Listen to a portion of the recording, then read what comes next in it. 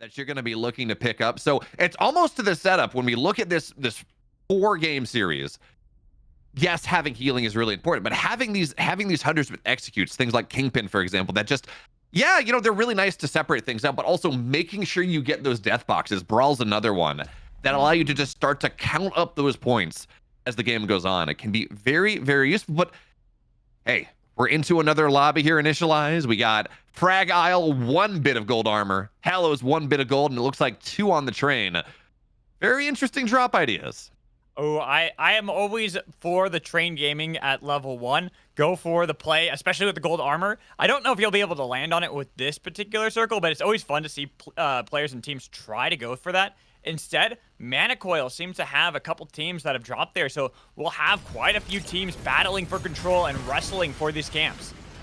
That we will. Looks like, by the way, as well, when we talk about these storm shifts and we talk about the weird ones, we had cross country early on. Bullet trains made a big deal in that last game. No, we got clear weather here. Nothing all that interesting. This is vanilla, as close as we can get to vanilla SUPERVIVE right now as Moonlit Battlegrounds looking for those early game kills, trying to find the way across the bridge. But this war of attrition is not working out for them all that well. They look for the engage right now, and Gokta moves forward. But look at these health bars. It's not worth this fight, and immediately the Oath is gonna have to run away. And at this point, Initialize, it's not a question of can you get a kill, it's a question of how many of your members can get away. Yeah, and it looks like Moonlit Battlegrounds, that fight was not working for them. Once the shield was broken for Oath, they had to completely bail out of it, but they still are getting chased down by Bless, getting a little bit of damage, as that is going to be the Jewel Volt away just to give them some distance, but the team has been scattered. Yeah, and it's always very scary as well. We saw the Jewel there, eating the first shot from the strike. And yeah, you can eat 1 shot from the strike, it does damage. But that second shot, especially this early game when you don't have, actually it looks like Gokta did get tier 5 armor but lost all of it. When you go, actually, what am I saying? We're good. But anyways, when you start to when you don't have these resources, when you're not higher level, when you don't have armor, when you don't have powers that maybe mitigate your damage a little bit, yeah, 2 shots from a strike take down probably any hunter in the game. So once there starts to go down, you do have to run away. Looks like we, of course, have Snorse here on the right side. Omnivamp room, but I'm sure there's more interesting things in there. Looks like a Seeker missile, maybe, some other stuff. Nothing really good. A Robber Raccoon as well. So it's all right. It's just a regular basic fault. Not really expecting too much out of this. And this is kind of the slow pace that we tend to have in a lot of our games in NA. Is these teams might have initial skirmishes, but even if they're able to get a knock or 2 here and there, there's never really teams confirmed. You don't actually get the full team wipe until much later on. And the fact that we have clear skies, I'm expecting it to be on the 3rd circle where we really start to see all these third parties, all these teams start battling over control as they are getting pinched closer and closer together. The storm is closing. And actually, I'm not going to say I'm surprised to see this, but I was really curious going into today to see whether we would see teams doing like what main characters did yesterday, where they said, yeah, slow and steady SUPERVIVE. That's a great way to play. Have an Oath, have a support, have 2 damage, maybe have 1 control, 1 damage. Yeah, something like that, right? Play optimized for these team fights. And they said, no, we're going to go with 4 DPS. We're going to go with 4 damage hunters and just dive on top of you, force panic, get kills, and go from there.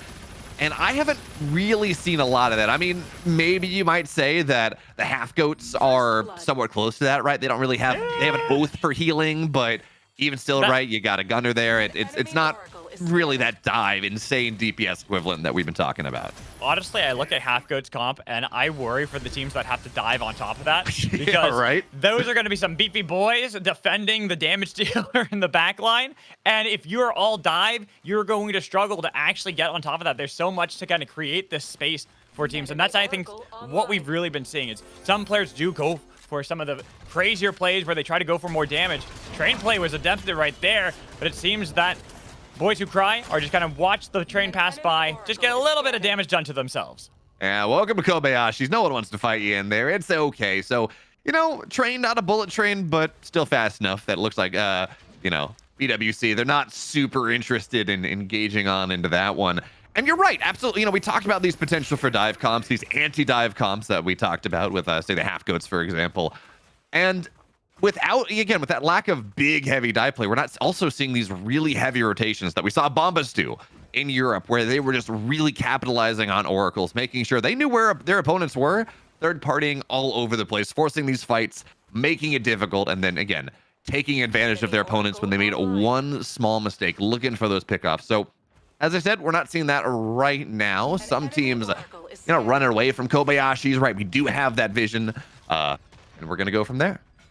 As now, everyone's kind of getting pinched here, but it is the first circles. They're not really going to be that pressed to get inside. You'll take a little bit of damage. Some of your armor will get scuffed up, but you should be able to get that perfectly fine as you start to set up ground control. And this is what we're really looking towards, is how the teams are set up with these islands early on, because now you can have it where a team can flank, like Snores is nearby and was looking for Bliss, but we have a fight here between BWC and between Moonlit Battlegrounds, as there was already one knock trying to get the res back up as they are disengaging. BWC don't want the smoke, but the Hover Wings looking to chase this down as they are over the void, but that's only going to be one who's knocked down into it, no longer gliding away, while Solid still chasing. Moonlit Battlegrounds got to be careful themselves, almost getting tagged out by the third party. That was Solid. Arba going for the dive. All the while, Moonlit Battlegrounds had the reset from Drool, are getting a little bit of damage on a Solid. This is a split-up fight from everybody.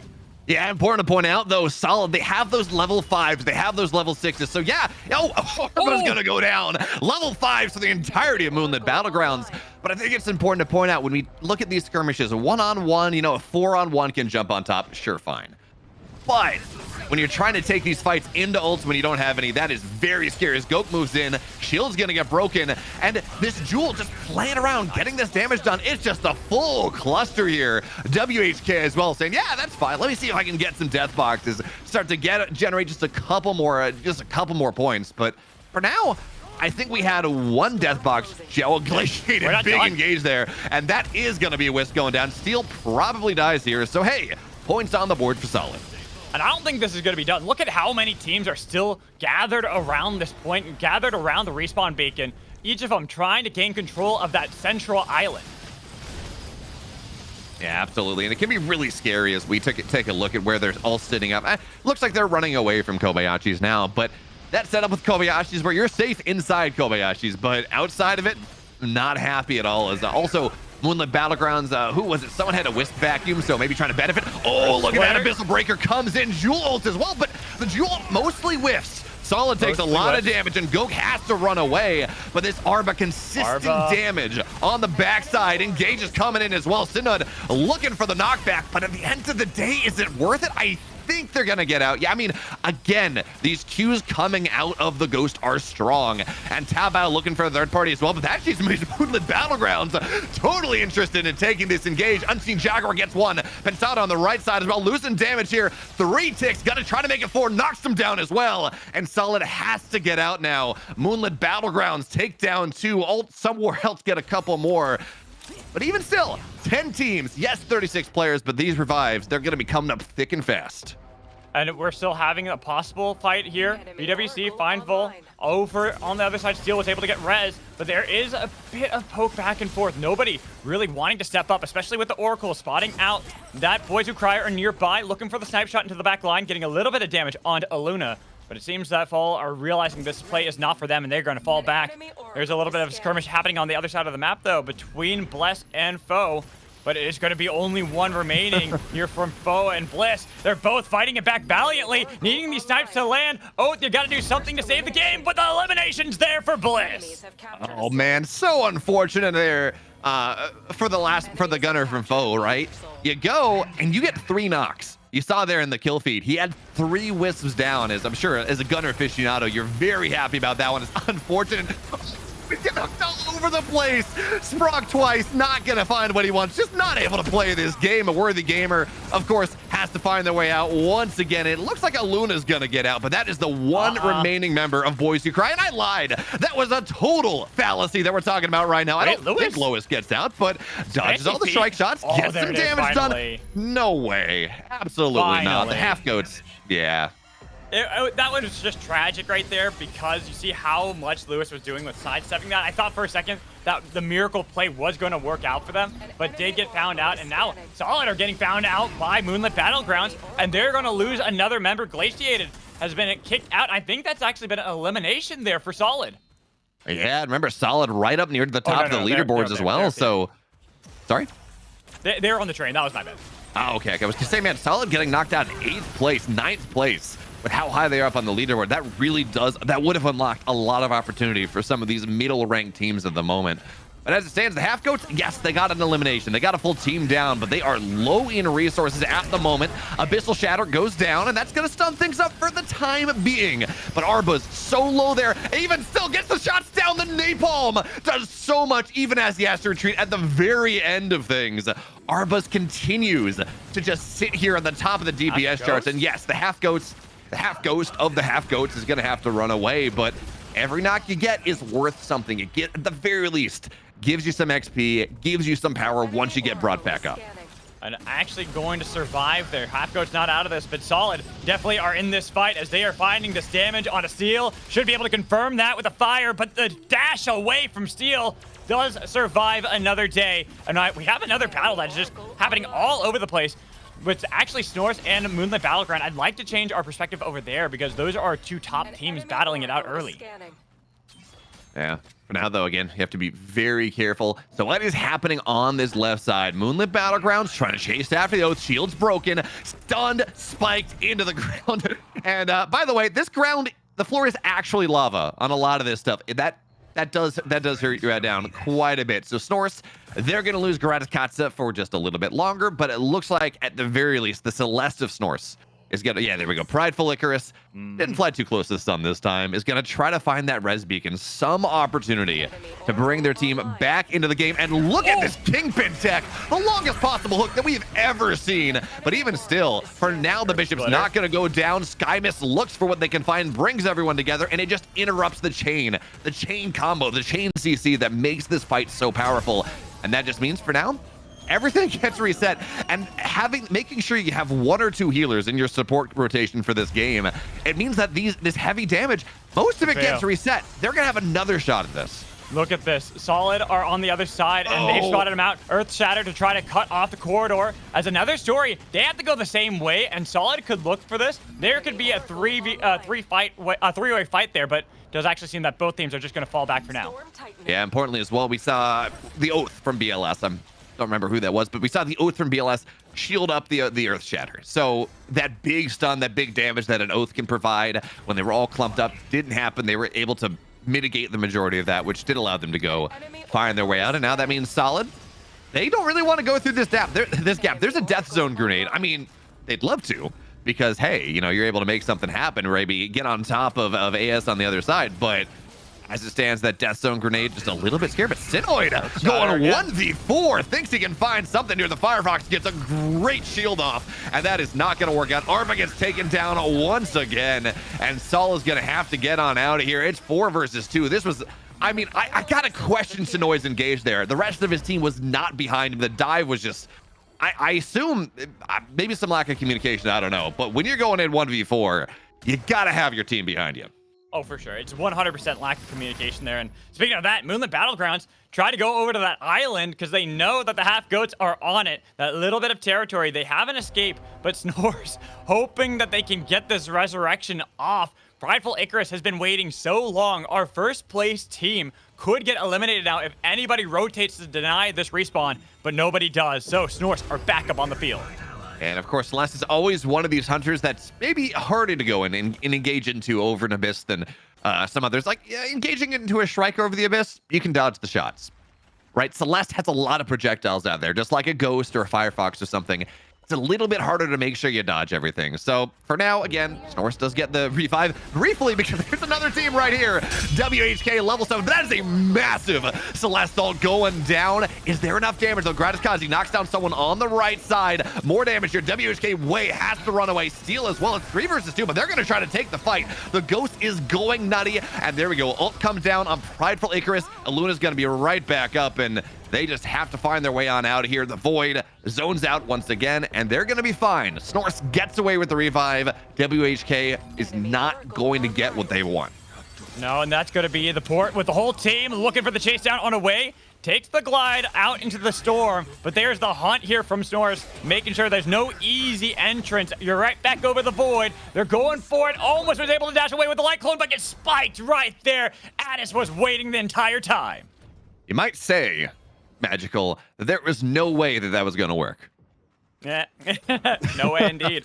And now there is no way on the map, but maybe there is a way for Moonlit Battlegrounds to have a Battlegrounds up against the half goats as they're fighting for this base and wanting to get this back. We even had a nice resurrection there with the most wanted for Moonlit Battlegrounds, chasing away the half goats. And it's important to point out as we get into these late games, the most wanteds are great, right? Because, you know, they give you this opportunity to come back into the game. It doesn't require you to sit on top of a res beacon. That is actually, hold that thought, because BLS gets on top of Cyclair, and that is a lot of damage. Third party comes up to WHK, and Snort's looking to absolutely feast. They want these kill points, and they're going to find them for now. Tabao on the left side gets chased down by Prideful Icarus, at least for the time being. But of course, it's a jewel. Getting out of these things is theoretically what they do, but it's not going to happen this time. And here comes THD, the half goats on the north side, trying to trap Snorse into a corner. They don't have that ult economy, but have Void, will travel. They're gonna get out for now. They're Is burning. that enough? That's a little bit of damage they're taking, and Steel has found them. They were able to get the resurrection. Bliss trying to go for the fight themselves, but they are kept away by the half goats, and with low health bars, that's when they make the call to go for these knocks. Prideful got one of them, but Addis has to get out of there, leaving Sky Mist to actually get survived and res with the heal, keeping them going in the fight. It is so close. 3 teams still fighting. The choke point is there, but another story with Outdated, hoping that they can find any remnants of the fight, anything that remains. Well, it's going to be the port away from Omnipresent Oatmeal. Back to the team they go with Snorts as Bliss, one surviving Oath. Is it going to be enough? But over the Void, the team's eliminated, and so is Volk. Boy, yeah, absolutely. Bliss gone, WHK gone, as Outdated trying to find a win opportunity. And again, you know, a lot of movement, a lot of ability, but it is 2 minutes they have to sit here doing a great job. But now there's a Firefox, and we talked about how hard it is to dodge this damage. Doing a great job of it, though, as the Oath ult's not gonna hit. Okay, they're gonna go down, but really nice job there, dodging as much damage as possible. But Magical, then there were 5. Then there were 5 with 3 of them on our screen, all of them looking for that angle. There's the invisibility that is being utilized by Snorse. They have that soul, and they get in a sneaky spot. Earth Shatter locks them in place. Nice bomb there with the black hole to lock in the half goats and keep only 2 of them remaining. Try to go for the Ice Prison, and they chase down Oath over the Void. He goes looking for the hammer knock, but it's going to be a different Earth Shatter back. While Moonlit Battlegrounds have moved up, and they take out Shamaine and get so much for themselves. And all the while, Solid were on the other side, making sure the half goats are eliminated while they're re-engaged from Moonlit. Over the Void with the Eye of the Storm to chase this one down deep into enemy lines. But with how low they are, they could continue the fight, getting the passive stacked up by Unseen Jaguar, but not finding the knocks confirmed because Solid are keeping the rest of the team from entering that battle. Jaguar doing such a great job there, chasing down the Void as he tried to get the rest of his team out, and now looks like the passives have reset, but they were 2 different players that had quad stack of the Jewel passive, right? One dash annihilates that team. For right now, it's not really going to work out. And hey, you know, ult, they're standing there on the left side, but their Celestial didn't do anything. And now, well, Snorse is going to show you exactly what a good Celestial looks like. Takes them down, but man, Prideful Icarus getting so low here. So it does seem like Occult Coon is going to find some way to get back out to the left side. There's a most wanted sitting around. And you know, Moonlit Battlegrounds, no one's really inside the circle. They're not in there. That's a great hook, though. And they're going to take one. They're going to take Addis right down. I feel bad for Addis because there was a really good dodge on the hammer that would have gotten the spike into the Void, but the pull was there afterwards to make sure once they started flying higher, they were able to get the knock. But this is going to be Moonlit Battlegrounds time to strike. A port away, but it took in one with you, and it's the Jewel. You got to be so careful with that, and a Bishop on top of you. They go for the re-engage while on the present Oatmeal has been cut off. Guess who's here? It's Alt. They wanted to be the most wanted to find the picks, but it's going to be Solid who find themselves Snorse, and they will feast with Omen barely alive. Finally spiked there. Occult Coon are back in the battle because they got the resurrection, while Moonlit Battlegrounds are forced getting back into the zone. But looking at Solid, they want this play too, but they don't have that angle. They're too far away. Yeah, look at what Sinoid's doing, right? We got a movable laser. We got a removable laser as well. So it's really hard. I was looking at this, I'm like, I think there might be a rotation on the left side that lets them get into things, but the Ice Wall actually does get them in there. We're going to see the Olo go down as well. Occult Coon going from disaster, maybe to victory, maybe to glory, and they're going to take so many down. Armageddon the train! Oh, add 2 more kills to that tally. Glaciated seems like they're going to get out. But importantly, Occult Coon, they thread the gap. They're finding their way onto the other side of this. They're now in the circle for the time being because it's going north side. But at least they bought themselves a little bit more time. And Solid, somehow, there's a res beacon. There's an angle. They're going to bring their team right back into this. Yeah, they had a res beam kit in their inventory, so just spawning that right on the edge of the storm means they have a second chance at glory against a Colt Coon. Kind of want to show them that that last fight was a fluke. The train intervened and made it much more difficult, but you've lost some of those important shields, especially looking at the tanky members. A Colt Coon realizing this are trying to get Solid to play into them, while Moonlit Battlegrounds are looking for their own angle, but nobody's found it just yet. Moonlit Battlegrounds really set up superiorly here, as there's not a lot of space in this last circle. A lot of that is a high ground that you're not really supposed to be in. So a Colt Coon on the left side looking to dash in, getting on top of DJ Montague. Ults are going to get layered here. They're just trying to take someone out, make sure that they held the high ground. And at the end of the day, between shields and healing, it's not a lot of damage, but it gives them this incredible position on the high ground that, well, I guess they're going to give it up for the time being, but it gives this incredible position that means the other two teams have to kind of fight into them, at least for the time being. And look at this death grenade. Moonlit Battlegrounds are not happy about where they are right now. No, they've been forced with all these storm grenades that were thrown out by Solid. They have got Moonlit Battlegrounds pretty much right where they want them if they want to strike, but they know that a Colt Coon are somewhere too. And they're being so cautious with their position. They don't want to give that angle as the storm just momentarily gives a little bit of a reprieve to Moonlit Battlegrounds as it's starting to shrink, but there's going to be another grenade thrown down to try to get them into somebody, make them play up towards them.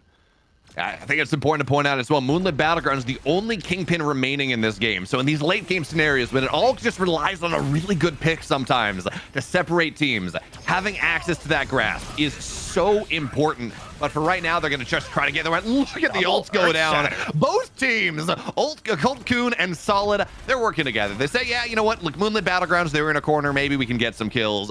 But again, the healing is going to be good, and certainly the circle is favoring them. Actually, a Colt Coon, they're leaving the circle for the time being. They sense some weakness. Solid, that might be a good target for them.